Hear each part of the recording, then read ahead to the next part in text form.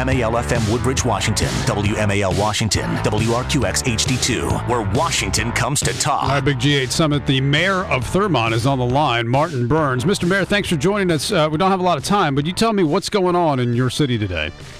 We got a lot of press. So far, no protesters have shown up. We are anticipating and working with all the protest groups. They're cooperating with Chief Greg Eiler. They plan on coming here being very calm, and they want to protest and exercise their constitutional right. We encourage that, and they're going to do it legally. So you don't expect any problems today? We're not expecting. We have to prepare for the worst, but we're not expecting anything. None of the indicators that we are tracking with the state, Secret Service, local police agencies, and my own police chief, Greg Eiler, we don't see any.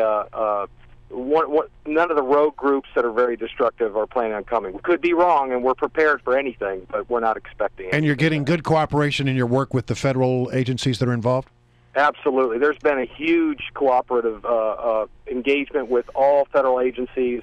The only thing, if they designated a major event, then we can get recouped. Right now, we're being told that we're not going to get any money back. Oh, really? Oh, really? And so that's an issue with all local jurisdictions, that when they moved it, they had a couple years. We only had 2 months, and we're spending. The town itself is probably $20,000, which people may think isn't a lot, but to my town it is, and we're trying to get that money recouped. All right, lastly, have you told anything to local business owners and residents about being prepared? Yeah, we have. We have an economic development committee and all the businesses. We're trying to make sure that if those rogue groups were to show up, that there's nothing out there that they can use to throw through windows.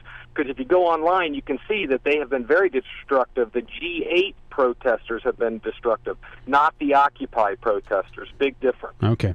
Mr. Mayor, thanks for joining us. We appreciate it. That's Mayor Sure. Martin Burns of Thurmont, Maryland, for the Big G8 Summit.